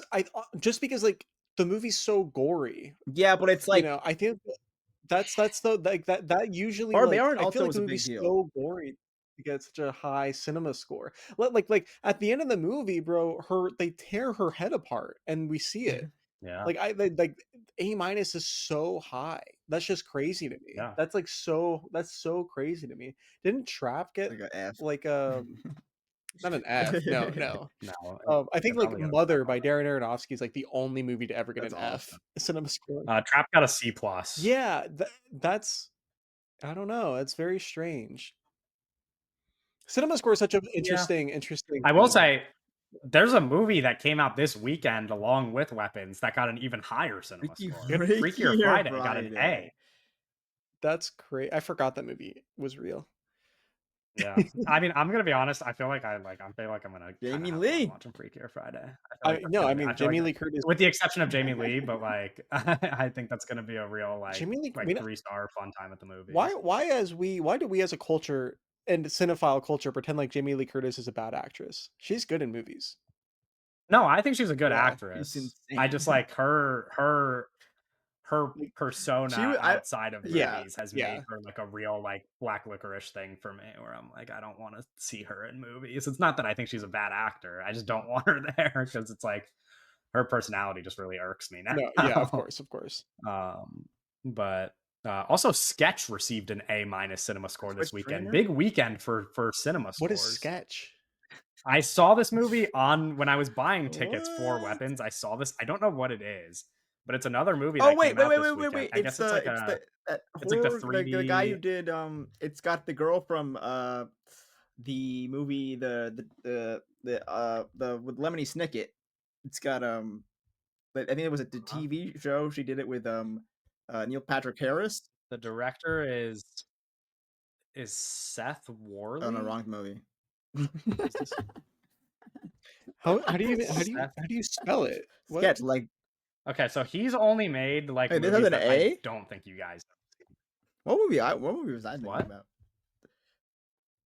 Wow. I don't know what you're thinking about. This movie has Tony Hale and Darcy Oh yeah, Carden in the what the fuck leads. is this? What I don't know, but it received an A minus cinema score apparently. okay, Is that So like 10 sure. guys saw it? So it ties Weapons. So I mean, big weekend Shout for out. cinema scores. Three movies released this weekend. All three of them got an A minus or I think people are higher. just happy to be here, But alive. yeah, I think people are just having a good time at the Yeah, no, movie. that's Some of the jolly. Okay. um. Anyway, that's Weapons. We can move on and talk about some news. Of course, reminders to like, comment, and subscribe on YouTube. If you like listening to us talk about weapons, rate the episode on Spotify and Apple Podcasts. And you can follow us at the links in the episode description.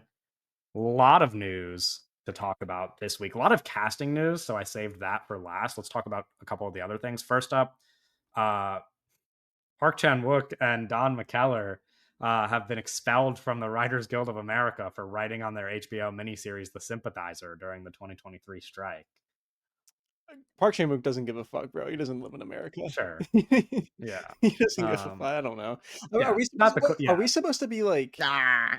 how are we supposed yeah, like what are we supposed to I don't know. Are we supposed to be No, I mean, upset? Like, obviously I it's don't like know. not a cool thing to cross a picket Of line course. ever, but but it's also just like I don't know what this totally means for Park Chan. I don't other than making one like mini series in America, like I when is the next time he's gonna be on an American He made production? Stoker Like also. That was in America.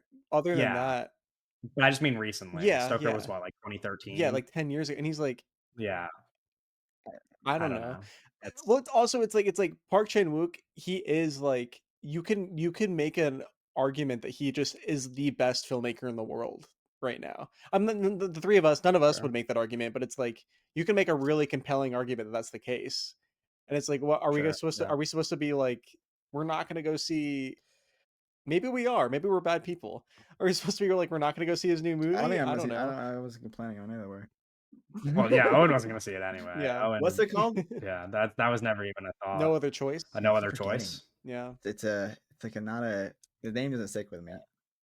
It's too no other Right, land is yeah, Sure. too. it's It's too like close to that one. It's like it feels like a hodgepodge of every other No, title. yeah. No other Yeah. choice. No other choice. sure. Yeah, it looks really good. It looks really, It really does No it other does good. look really choice. good. Yeah. I don't know. I mean, Uh, that sucks, but also like I I'm a little jaded about the strikes as well because I my perspective is like both the actor strike and the writer strike were like disasters. In the sense like they won on sure. strike, it was a really big deal and it like caused a lot of issues and then they didn't really get they negotiated poorly. They didn't get what they should have gotten. So, Yeah. like, from my perspective, it's like, oh, like oh, Park Chan-wook, like, broke your strike, it's like, that sucks, but also, like, I don't know, your strike didn't do anything. Like, not that it didn't do anything, it did something, but, like, your strike did not do what it should have. You guys should have gotten more. You guys Yeah, you're digging yourself into a hole here. I know, never mind. It's like, listen, I love unions are good, and we should kill the studio executives. Should I say that? Yes. Okay, because I Okay. believe I that. mean, I listen, believe that. maybe with like a slash No, joking no, at no, the I end of believe it. that. I believe that. Unions are good, No, I and we just should, mean like like in case this becomes incriminating evidence at some point in the future. I, you know, yeah, I don't know, but it's like um, it's well, because there was also that thing where it was like Michael Mann was editing like Ferrari, and he physically crossed picket lines to go do that. Yeah. You And know, well, yeah, I don't know. it's It's not the same yeah. thing, but it's like I don't know. yeah. I mean, yeah. I don't know. It's like complicated. It's not complicated in the sense that like He shouldn't have done that. you shouldn't He cross a shouldn't have picket done that. line. Yeah, Yeah, Park Chan-wook should not have it's done pretty that. obviously like a bad thing to do. Yeah, But like what this means in the larger scheme of things is, you know, kind of insignificant. I don't know. I don't know. Other than like that's a, you know, that's like a frown. It's like, yeah, that's a bad thing that this guy did. Yeah, I would Um, love to but hear him talk about it because I think he's very yeah, smart. Um, maybe his perspective was just like, listen, I gotta make this thing. I'm old. yeah, I don't know. Anyways, yeah. I don't know. Here's a interesting one. A new Final Destination movie is in the works. A same follow up to writer. Final Destination Bloodline success. I don't know I that think we it said really that though, know right? anything about it other than maybe it did. Yeah. I mean, that's, you know, good. That's a good thing if it is the same writer. Um, but I'm very excited. You know, I texted my sister last night. She watched Final Destination Bloodlines because it just got put on Max, and she rated it 1.5 stars. And I said, "How dare you?" Lori Evans I didn't say that. Taylor. I said, "Oh, okay, yeah." So same writer. Yeah, I'm excited. I mean, you know, some people might say, "Do we need another Final Destination movie?" And to that, I say, "We need several. All the Final Destination movies we could get. Just keep making As them. long as they keep making I'll be money, they could watching just them." make them forever, And I would watch them right? forever, you It's know? just you They're just gotta like, come up with "Yeah, of kills, course." you know? And, like, the Yeah, narrative I think around it's it so is, fun. like, It pretty is like you could just figure it out, but yeah. because the thing is like, even when they're bad, it's like, "Yeah, I'll be there." You know? I don't like, who gives a fuck? I'll go watch people die in Final Destination It's kinda ways. like Like, Saw, they could just make Saw movies it's always forever. fun. Yeah, it's like, it's always fun. I don't care, it's a good time at the movies. It's an easy, like, movie to, like, bring your friends to, Yeah. like, just have fun. Why not? Just make a bunch of World them. is better when we have Saw movies and Final Destination movies coming out. That's Yeah. true. Yeah, yeah. Uh, hopefully we will sometime soon. Michael Mann's Heat 2 is facing pushback from Warner Yeah, Bros. we need over to its kill $170 studios. million budget, with the studio now exploring co-financing deals with Apple. Leonardo DiCaprio has spoken to Mann about starring. If he signs on, the project will Fuck likely Leo. move forward. We need we need to kill We need to studio kill executives. Leonardo DiCaprio. Well, that's a conversation for a different pod. Dude, I what do you mean Heat 2 is facing pushbacks? Yeah. Well, It's Heat I 2. don't know. It's the Yeah. sequel to Heat. What the it's like imagine it's like it's literally it's You can't like have I shit. don't even there's not You even can't a have shit. it's Yeah, like it's kind of weird because it's like this is a movie. So the first Heat made $187 million. Different. The legacy that it has carried over the It's next like 30 years, 187 there's million is going to 187 be million cleared like guys who that. love that yeah. movie. Like, There's 187 yeah, million guys that love that movie. Yeah. Yeah. yeah. You You just just repeated fucking exactly what. oh, it's like science No, class I'm all over agreeing again. with you. Holy shit. Yeah, it's like science Just class. fucking Yeah, repeating my joke louder, yeah, getting all the laughs. No. What Jeez, the fuck? man. Dude, if this movie yeah, also Michael Mann is so old. Man. He's so old. He's too yeah. old for us to be fucking around, bro. Yeah, what the No, for fuck? real. Oh my god. No, Uh, and also if this movie gets greenlit and Adam Driver's not in it, I'm actually gonna Kill the studio yeah, heads. I'm like no, drastic no, measures. it's Yeah. like what are we I'm gonna lose my mind, bro. I don't know. Yeah. No, this is, I mean, again, this is like a developing story. I guess I'm sure we'll be hearing updates about this on the pod sometime soon. But that's unfortunate. Okay. And then like I said, we have a lot of casting news. One, two, three, four, five, six, 7 pieces of casting news here. So let's get through them with some speed. Sebastian Stan will reportedly star in a new adaptation of Frankenstein directed by Radu Jude. What is going on? I mean, Sebastian There's Stan's like just 9, fucking right? cool. Like he No, like yeah. straight up was like, how do I like do my post Marvel career? And his answer was like, let me just be the coolest fucking actor in the world, like the coolest major movie star in the world. Like he's fucking No, awesome. he's cool. There's Uh, so what's going on with all good the for Frankenstein Sebastian though? Stan. There's like Yeah, no, I don't 9 of know, them. but I imagine I mean, it's like one of these things too where it's this like is I going to haven't be watched. very different from every other Yeah, it's gonna be different. It's also like I haven't seen a Radu Jude movie, but like obviously he does like make comedies about like our current moment, and so it's like it is kind of funny to follow up like two big Frankenstein movies with like, hey, let me make a funny one. like let's Yeah, do a funny one. let me make my Frankenstein movie, well, and it's just like making fun because of it. the Guillermo del Toro movie is going to be massive, obviously, because all of his movies are like events, and then the Maggie Yeah, Gyllenhaal movie is going to be a really big deal too. I mean, Yeah, yeah, yeah, yeah, and like we just had yeah. Lisa. Oh, I forgot about that. Yeah, we did just have Frankenstein. Yeah, that's Lisa. true. Yeah, No, it's a real yeah, not that moment. I long don't know. ago. That's weird. I don't know why it's happening. It's cool though. I feel like there's maybe just Just like any it's like a like whole ant situation. iconic piece of It's property not. like literature or whatever uh gets like a little revival moment every couple whatever years, decades. It just like a new generation needs their Frankenstein movie or whatever the property might be. But for four different 7 people to different do one in people. the span of a couple years is a little bit crazy. Yeah, it's just interesting. It's a lot of It's cool Frankenstein though. I for the am kids. was Yeah. it I Yeah, it's was cool. okay, I Frankenstein. Oh yeah. Who was in that? It was Two Face in The Dark Knight. No, no, no. Oh, Yeah. what are you Two-Face talking? and The What's Dark the movie Knight. you're talking about? No, Two is the actor that played Two Face in The Dark Knight. Played I Frankenstein. Aaron Yeah, Eckhart. Aaron. Yeah, yeah, Is he I Frankenstein?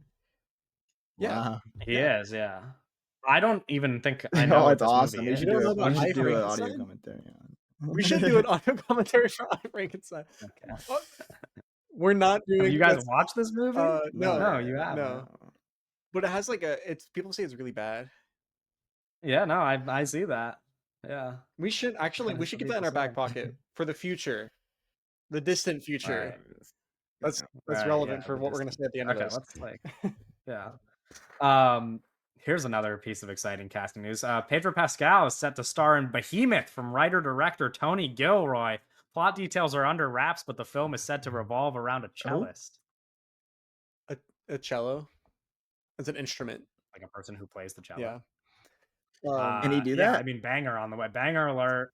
he's an actor. He can act like Yeah. he's doing it. Okay. If he can't, Yeah. Pedro um, Pascal, can he Tony do Gilroy, written and so cello? directing, Tony, I honestly like. writing and I'm directing. so happy Pedro that he's Pascal. directing another movie after Andor, because I understand Yeah, being a showrunner for a TV show takes up so much time, right?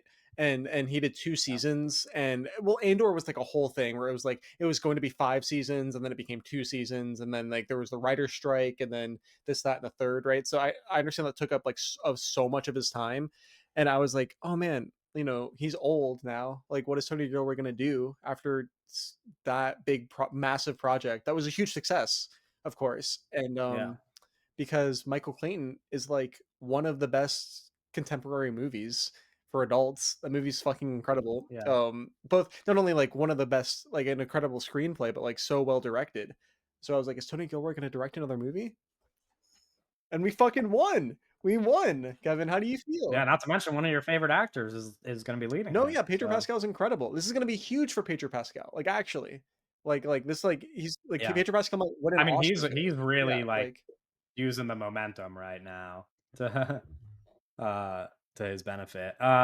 Here's another one that is interesting. Timothy Chalamet is in talks to star in James Mangold's heist thriller High Side, the story of Billy, a former MotoGP racer haunted by a career-ending crash and a family legacy of abandonment as he's drawn back into the world of racing before his brother recruits him for a series of bank robberies on superbikes. that's an Uh incredible like that's a mouthful Mhm. of a yeah. plot.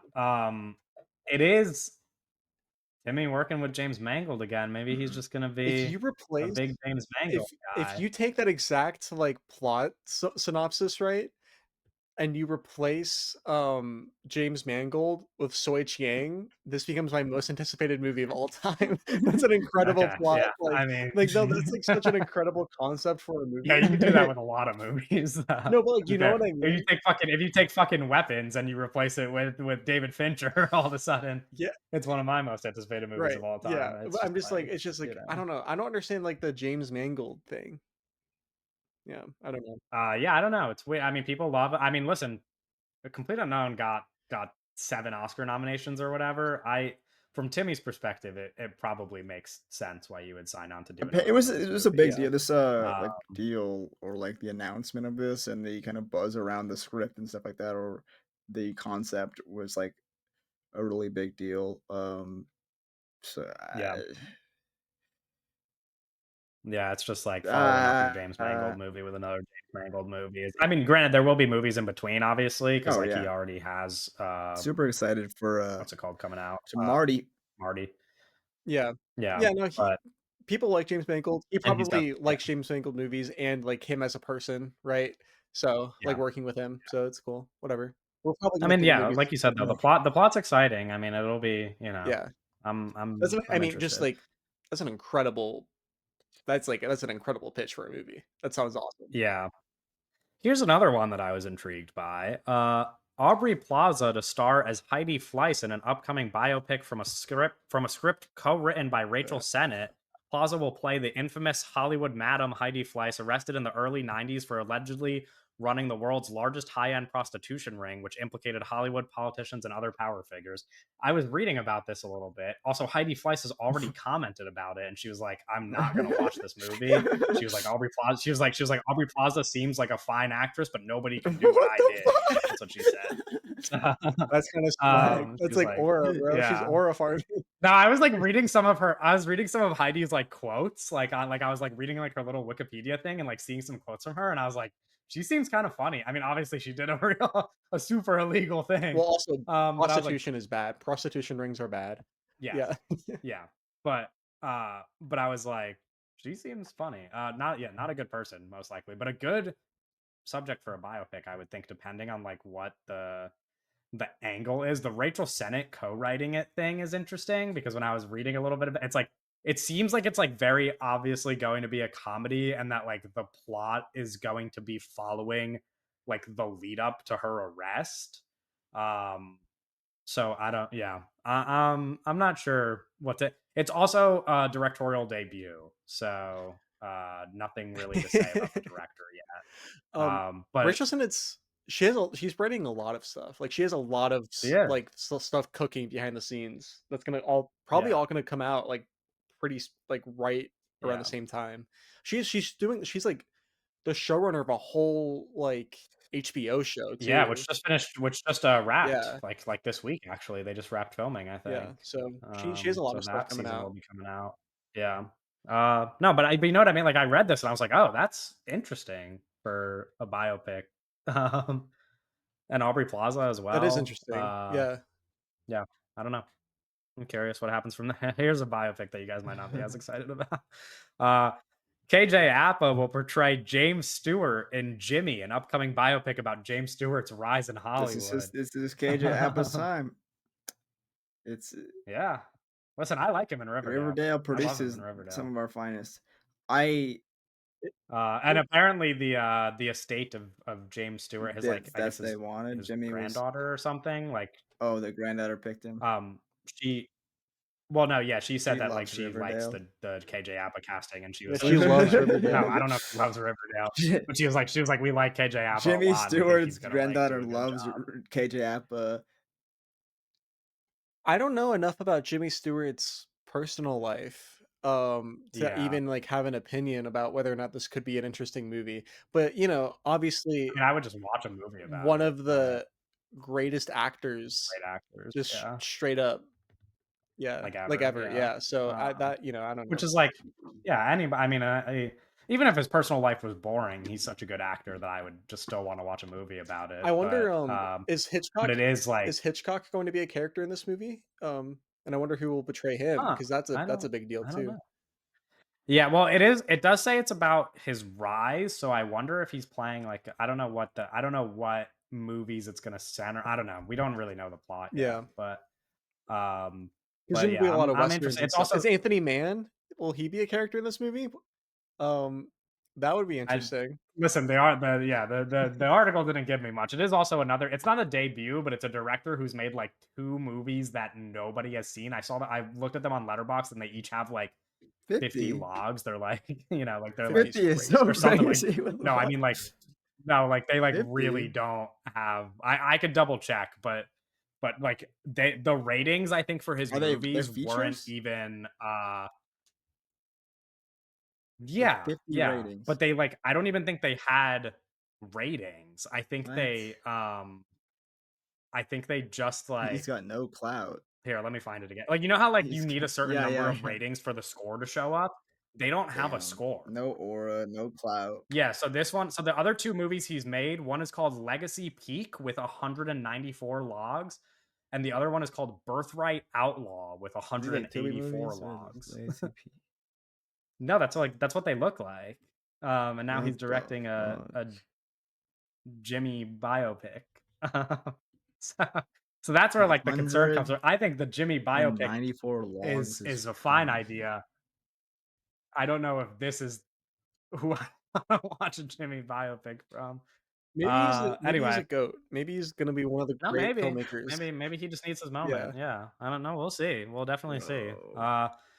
Dave Batista is in final negotiations to join the Chad Stahelski Highlander movie as the villain alongside Henry Cavill and Russell Crowe. Wait, He's wait, the also movie joining already is Roadhouse this 2 real? opposite Jake Gyllenhaal. The Jimmy Is already it what says real? Jason Alexander's in this movie. There's like other people cast on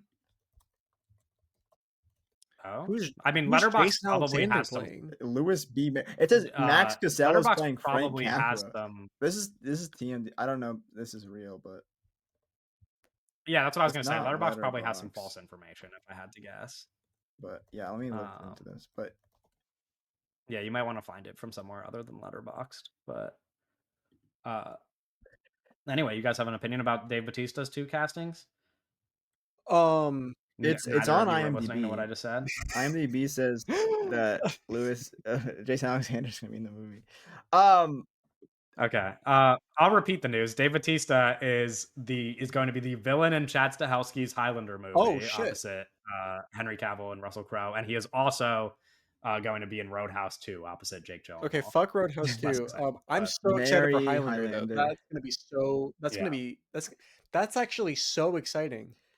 Dave Bautista yeah, being the yeah, villain that's in a Highlander good is gonna be so cast. cool. Yeah, I'm excited for that. Uh, Alright, I Owen. saved this one for last because speaking of, like, the plots of movies, this one just, like, made me, I was like, "What is this movie?" Monica Barbaro and Callum Turner are Oh yeah. set to star in One Night Only from our boy Oh Will Gluck, yeah. Anyone But You director, and Easy A and all those movies. It follows 2 strangers who scramble to find someone to sleep I'll with be on the there. one night of the year when premarital The sex is one night. legal. This sounds incredible. This sounds like a recipe I'll be for there. I'll be success. there. Day This is one. a real Callum Turner. real Wow. high profile project for Mr. Gluck. Yeah, This is a movies are good one. back. Dua Lipa got him this role. Yeah, no. Shout out Oh, Dua got Callum Lipa. Turner involved? No, well, Callum Turner's making big moves. No, yeah, Callum Turner's making big moves. Monica Barbaro also making very big Yeah. moves. This is an interesting one. I mean, considering how successful Anyone Yeah. But You Well, was, they I gotta do do think anyone but that two. Actually, making a well, movie with Will Gluck not right is now. a good Not move for your right career, probably. now. Fucking, we gotta hold the horses on that. Yeah. Yeah, I don't think that we're ready for anyone but 2. I don't Whew. think that the culture can handle it. I think she's busy. No. Yeah, Yeah. maybe No, not. MAGA would go crazy for that, though. Yeah. Well, no, I mean, Anyone But Trump You would 2 post might proofs make, about anyone but 2. yeah, it would probably make north of $300 million. It would be a big No, movie. it'd be huge. Um, Huge. anyway, that's our last piece of news. Next week, well, let's just lay out the Well, schedule for Yeah, here's what's people. going on, Uh, everybody. so, Here's what's going get your on. pens and so paper. big things happening in the future. Owen and I will be leaving this weekend to go visit Owen, and we will be shooting a movie, as listeners of the pod are probably already aware of. Um, so for that reason, Owen and I will not be able to watch any new movies for the next 2 episodes. And so rather than doing 2 new episodes, we will be posting 2 audio commentaries for you guys to listen to. Regular listeners of the pod might remember the last time we did an audio It's been commentary, which was now 84 like years. probably over a year ago. But people are asking for them often, and so we thought we'd give you 2 of them. So the next 2 weeks, no normal episode, just audio commentaries for 2 movies that you will find out the identity of when the audio commentaries are posted. And then when we return from that little hiatus, uh, Owen and I will be able to answer some questions about both the pre-production process of the movie and shooting the movie, since we'll be recording a few days after we finish shooting.